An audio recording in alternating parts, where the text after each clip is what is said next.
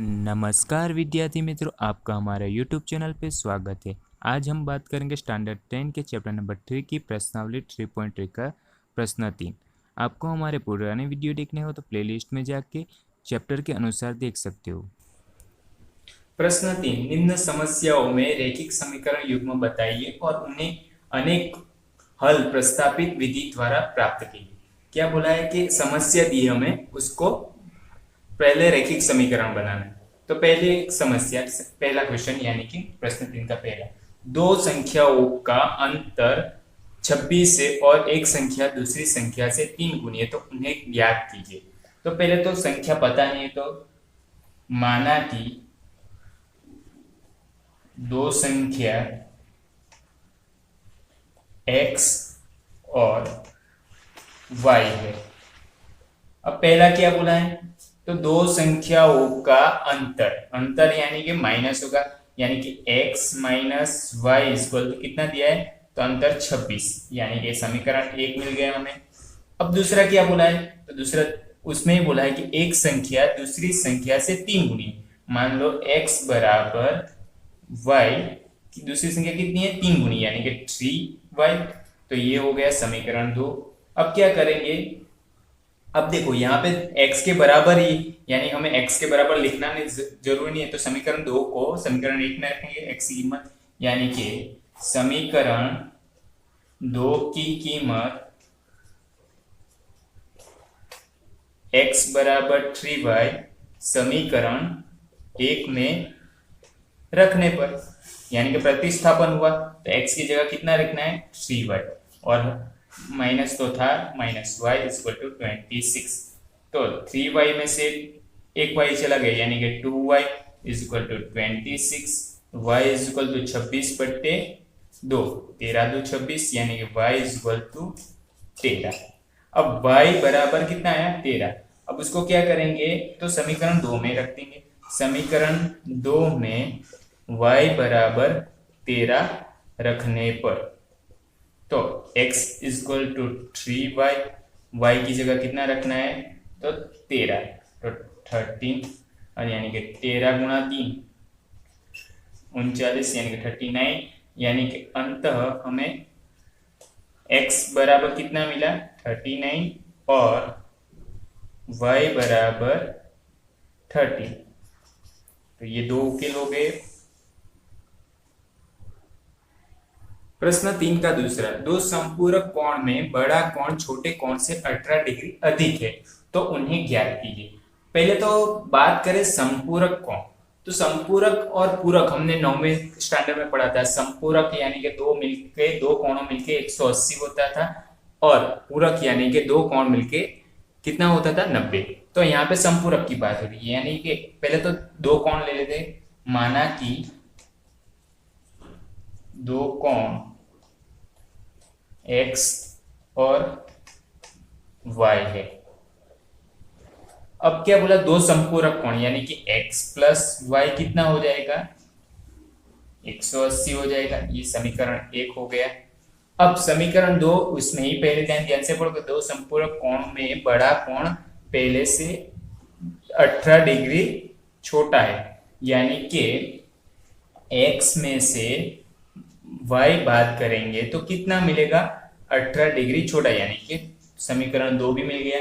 अब बात करें तो समीकरण 2 का प्रयोग करेंगे। समीकरण 2 का प्रयोग करने पर, तो x बराबर माइनस वाई उस तरफ चलाया जाएगा, यानी कि प्लस वाई, यानी कि x बराबर 18 प्लस वाई है। अब समीकरण, इसे 3 ले लेंगे। समीकरण 3 की कीमत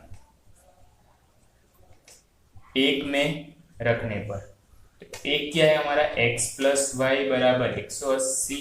अब y x की जगह कितना रखना है हमें, 18 प्लस वाई, 18 प्लस वाई बराबर 180। तो ये 2y हो जाएगा, और 18 को उस तरफ भेजेंगे तो 180 माइनस 18, तो 2y इक्वल टू 18 माइनस होगा तो 162। तो 2y इक्वल टू 162, तो y इज इक्वल टू 162/2 कितना आएगा, तो 2y इज इक्वल टू 81।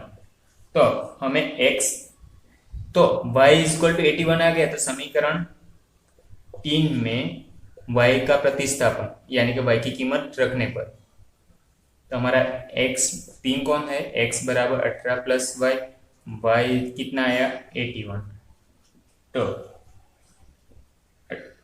कितना होगा 99। तो x बराबर 99 और y बराबर 81, दो उकेल हमें मिल गए और ये समीकरण भी मिल गए।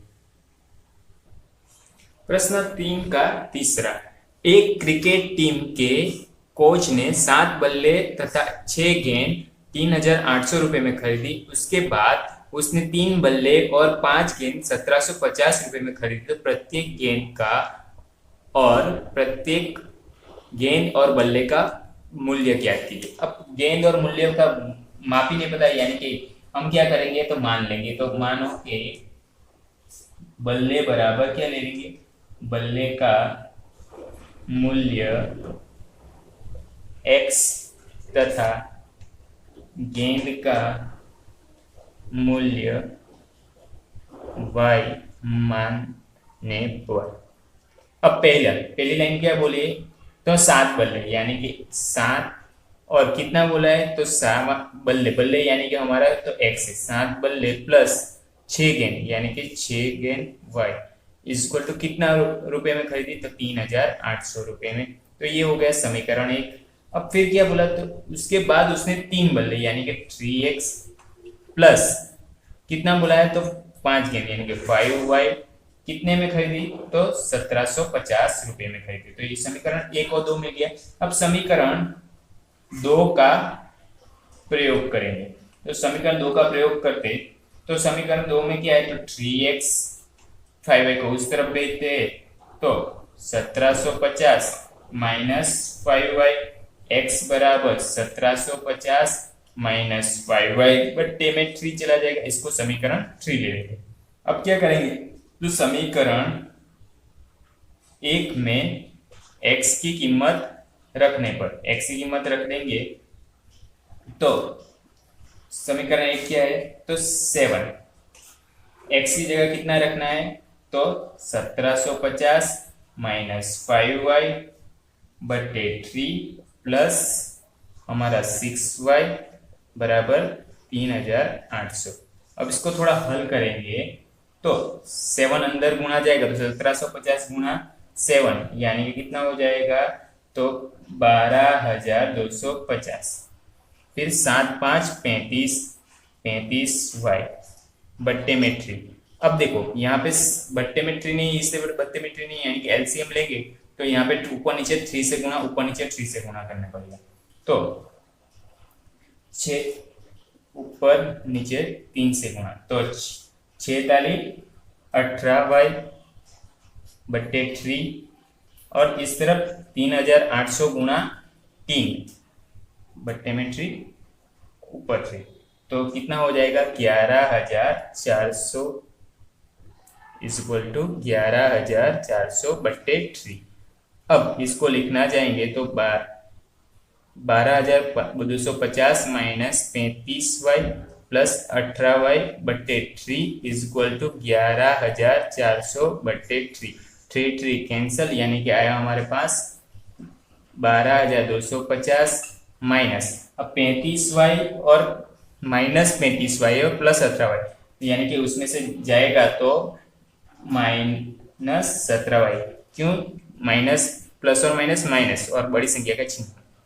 और इस तरफ 11,400।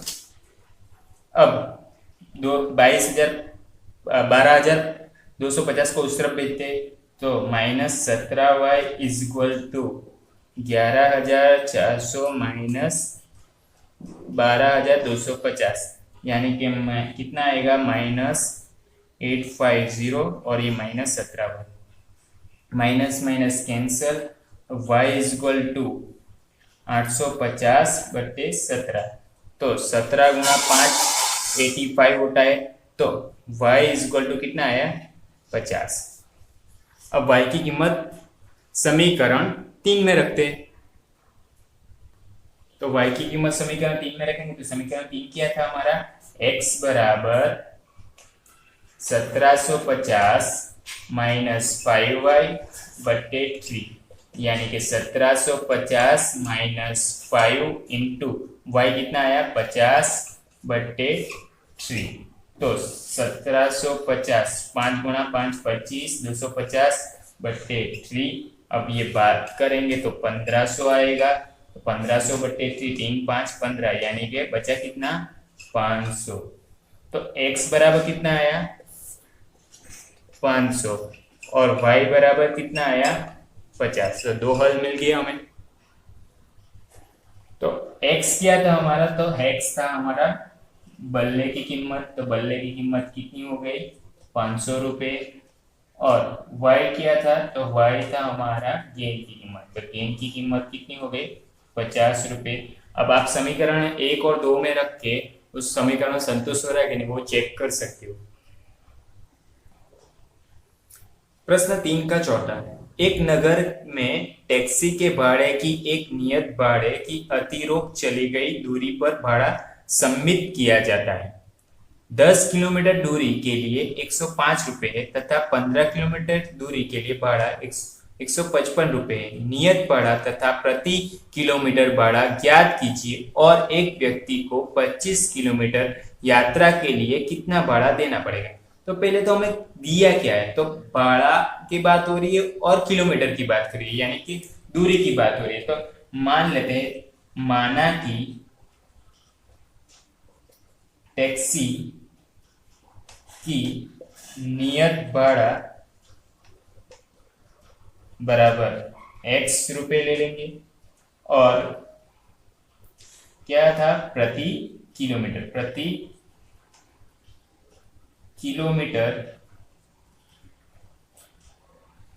के भाड़ा y रुपए है। तो हमने क्या किया, टैक्सी का नियत किराया कितना दिया है भाड़ा, x रुपए मान लिया, और फिर अतिरिक्त दूरी प्रति किलोमीटर जैसे बढ़ता जाएगा तो उसको y रुपए ले लेंगे। यानी कि अब पहला क्या बुलाया, तो 10 किलोमीटर दूरी के लिए 105 रुपए, यानी कि x तो आएगा ही, और 10 किलोमीटर प्रति बढ़ा, प्रति यानी कि प्रति इसमें आएगा y में, यानी कि 10y बराबर 105, यानी कि जैसे किलोमीटर बढ़ता जाएगा y में तो वैसे ही भाड़ा भी बढ़ता जाएगा। ये हो गया समीकरण 1। अब बात करें दूसरा, तो क्या बोला है 15 किलोमीटर दूरी के लिए 155 रुपए, यानी कि x नियत भाड़ा तो है और 15 किलोमीटर प्रति किलोमीटर, यानी कि 15y बराबर 155।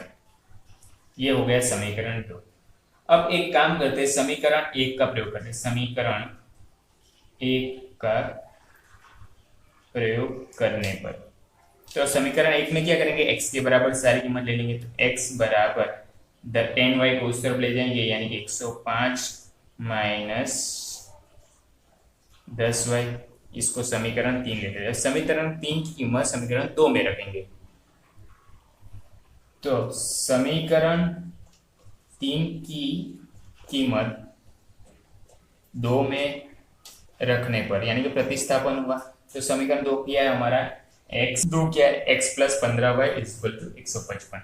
तो x की कीमत कितनी है, तो 105 माइनस 10y प्लस 15y तो है ही बराबर 155। तो ये y वाला से जाएगा और इसको इस तरफ लिखेंगे, तो ये कितना हो जाएगा 10y में से 15y, तो माइनस 10y है और बड़ी संख्या का चिन्ह, यानी कि 5y is equal to 155 minus 105, तो कितना हो जाएगा 5y इज इक्वल टू कितना हो जाएगा 50।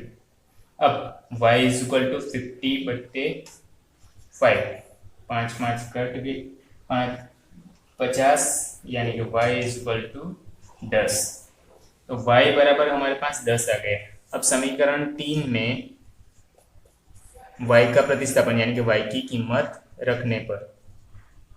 तो समीकरण 3 क्या है, तो x बराबर 105 माइनस 10y, 105 10 इंटू 10 यानी कि कितना हो जाएगा 100, 105 माइनस 100, तो y इक्वल टू कितना है 5।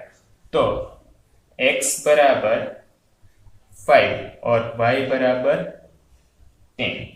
अब क्या बोला है, तो ये हमारा क्या था, तो x भाड़ा था और ये अतिरेक किराया था, प्रति किलोमीटर अतिरेक किराया था।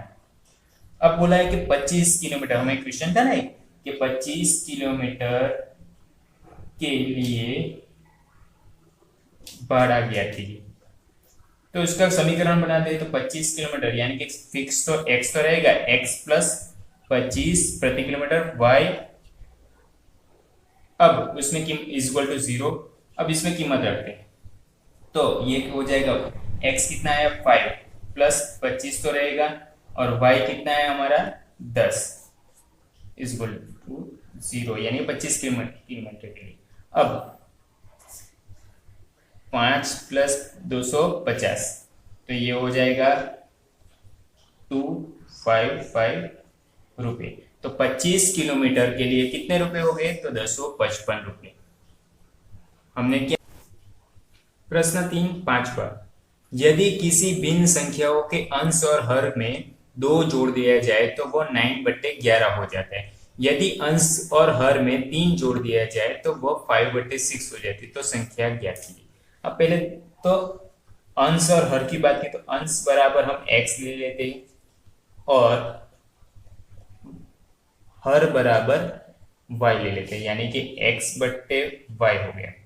अब बात करें पहले, तो अंश और हर में जोड़ दिया गया, यानी कि x plus 2 y plus 2 equal to कितना हो जाएगा, तो 9/11। अब इसको हल करेंगे तो ये 11 उस तरफ जाए, क्रॉस मल्टीप्लाई होगा, तो 11x plus 2 equal to 9y plus 2। तो इसको हल करेंगे तो 11x 11 2 22 9y प्लस 9 2 18। अब क्या करेंगे, x और y के एक तरफ ले लेंगे तो y को इस तरफ ले आते, तो 11x माइनस 9y, 22 को उस तरफ भेजते तो 18 माइनस 22 यानी कि 11x माइनस 9y, 18 में से 22 गया तो -4। ये हो गया समीकरण 1। फिर क्या बोला है, यदि अंश और हर में 3 जोड़ दिया जाए, यानी कि x प्लस 3 बट्टे में y प्लस 3 बराबर कितना हो जाएगा 5/6। ये भी क्रॉस मल्टीप्लाई कर देते, तो 6 into x plus 3 is equal to 5 into y plus 3। अब गुणा करेंगे तो 6x 46 18, इस तरफ 5y 45 15। तो y वाले को इस तरफ ले आते हैं और नंबर्स को उस तरफ, तो 6x माइनस 5y। अब इस तरफ 15 माइनस 18, तो 6x minus 5y is equal 15 में से 18 गया -3। अब समीकरण 2 का प्रयोग करेंगे, तो समीकरण 2 का प्रयोग करते हैं, तो समीकरण 2 का प्रयोग करने पर समीकरण 2 क्या है, तो 6x minus 5y is equal to -3। अब उसको 6x को 6x बराबर y बराबर ले लेते, तो -5y, 6x को उस तरफ भेजते हैं, तो यानी कि -5y is equal to -3 minus 6x। अब इस तरफ क्या हो जाएगा, तो 5y is equal to 6x plus हो जाएगा क्योंकि माइनस माइनस कैंसिल हो जाएगा, तो +3। अब 5 को इस तरफ भेजते हैं, तो y is equal to 6x plus 3/5।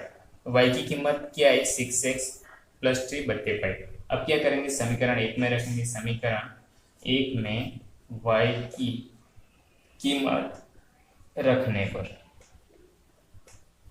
अब समीकरण 1 में रखेंगे तो समीकरण 1 11x माइनस 9 9 क्या है, 9y, y की कीमत कितनी है हमारे 6x plus 3/5 is equal to कितना है -4। अब इसको 11x ऐसे ही रहने देते हैं, इस अंतर गुणा करते हैं, 9 गुणा 6 कितना हो जाएगा, तो 54x 9 ताली 27 बट्टे में 5 -4। अब ये 5 एलसीएम लेंगे तो 5 गुणा ही करना पड़ेगा, इससे ही काम करते हैं, इसको 5 को यहाँ भी गुण लेते हैं, यहाँ भी गुण लेते हैं, जिसके पास तो यानी 11 गुणा 5 55x वो एलसीएम ही हो गया, और 54x -27 और इस तरफ भी एलसीएम लेंगे तो 5 से गुणा पड़ेगा, नहीं तो -20। तो 50x वाले x वाले तो 55 में से 54 यानी कि 54 गया, यानी कि एक ही x बचा, यानी कि x और कितना बचा -27 इक्वल टू -20। -27 को उस तरफ भेजते हैं तो x इक्वल टू -20 तो था और +27 यानी कि बड़ी संख्या का चिन्ह और प्लस और माइनस माइनस यानी कि +7, x बराबर 7 आया।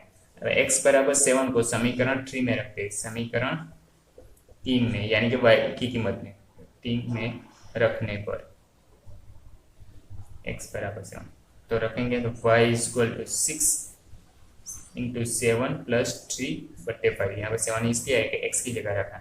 अब 6 गुणा 7 42 प्लस 3/5 तो ये हो जाएगा 45/5, 9 5 45 यानी कि 9। तो हमारा x कितना आया था 7 और y बराबर कितना आया 9। तो x बट्टे y यानी कि अंश अंश कितना आया, तो अंश हुआ 7 और हर कितना आया 9, 7। प्रश्न 3 छठा क्वेश्चन, 5 वर्ष बाद जैकब की आयु उसके पुत्र की आयु से 3 गुनी हो जाएगी। 5 वर्ष पूर्व जैकब की आयु पुत्र की आयु से 7 गुना थी, तो उसकी वर्तमान आयु क्या थी। तो हमें वर्तमान आयु क्या थी, तो पहले तो वर्तमान आयु पता ही नहीं, तो वर्तमान आयु मान लेते हैं। तो वर्तमान आयु माना कि तो जैकब की ले लेंगे, जैकब की आयु x ले लेंगे और उसके पुत्र की आयु y ले लेंगे।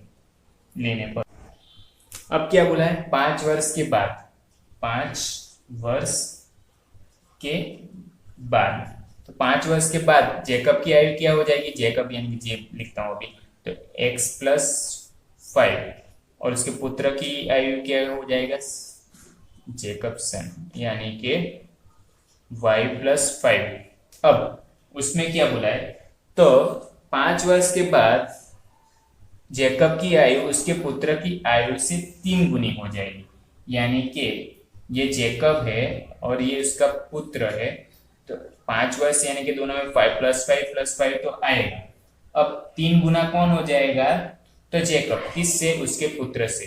तो ये हो गया हमारा समीकरण 1। अब इसको थोड़ा हल कर देते हैं, तो ये x + 5 अंदर गुणा जाएगा 3y प्लस 3 5 15, तो x माइनस 3y को इस तरफ ले जाते -3y, 5 को उस तरफ ले जाएंगे 15 - 5, तो x - 3y इक्वल टू कितना आया 10। तो ये हो गया हमारा समीकरण 1। फिर क्या बोला है, तो 5 वर्ष पूर्व, 5 वर्ष पूर्व यानी कि वर्तमान से पूर्व, पूर्व यानी कि पहले, यानी कि x - 5 और जैकब की हो जाएगी x - 5 और पुत्र की जैकब सन यानी कि y - 5, ये तो लिखना ही पड़ेगा। अब क्या हो जाता है, तो 5 वर्ष पूर्व जैकब की आयु पुत्र की आयु से 7 गुनी, यानी कि x - 5 जैकब और उसकी पुत्र y - 5 तो था। अब क्या बोला है, तो 5 वर्ष तो 3 गुनी कौन हो जाती है, तो 7 गुनी कौन हो जाते हैं, तो 7 गुनी आयु जेकब की हो जाती है। किससे, तो उसके पुत्र से, यानी कि यहाँ पे 7 गुणा करना पड़ेगा, यानी कि x माइनस 5, यहाँ पे 7 अंदर गुणा जाएगा, 7y माइनस 7 7 5 35, 7 y वाले को इस तरफ ले आते, चर वाले को और नंबर्स को इस तरफ, यानी कि x minus 7y is equal to क्या हो जाएगा, माइनस 35 तो था ही और माइनस 5, तो x minus 7y is equal to minus minus plus और बड़ी संख्या का चिन्ह यानी कि माइनस 30। समीकरण 1 और 2 हमें मिल गए। अब समीकरण 1 और 2 का प्रयोग करेंगे। तो समीकरण 1 और 2 हमें मिल गए, तो समीकरण 2 में x बराबर ले लिया, यानी कि समीकरण 2 का प्रयोग करने पर, तो समीकरण 2 क्या है, x minus 7y is equal to minus 30, तो x बराबर माइनस 30 तो था ही और ये माइनस 7y उस तरफ है, यानी कि प्लस 7y हो जाएगा, तो इसको लिख सकते हैं x is equal to 7y minus 30, ऐसे भी लिख सकते हैं। ये हो गया हमारा समीकरण 3। अब क्या करेंगे, x की कीमत समीकरण 1 में रखेंगे, तो x की कीमत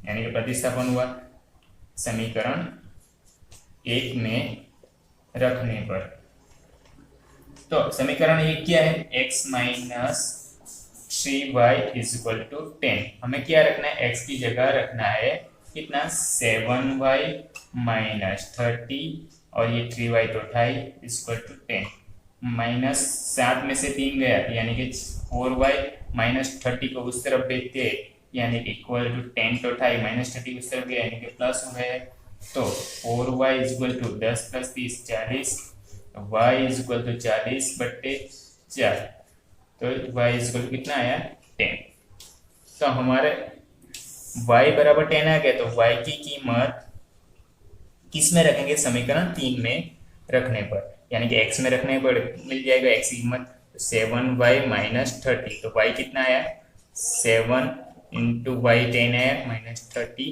प्लस 17 माइनस 30, तो कितना आएगा 40, तो x बराबर 40, तो x क्या था, जेकब की आयु, जेकब की वर्तमान आयु, और y बराबर कितना आया 10, तो वो क्या है, तो उस जेकब के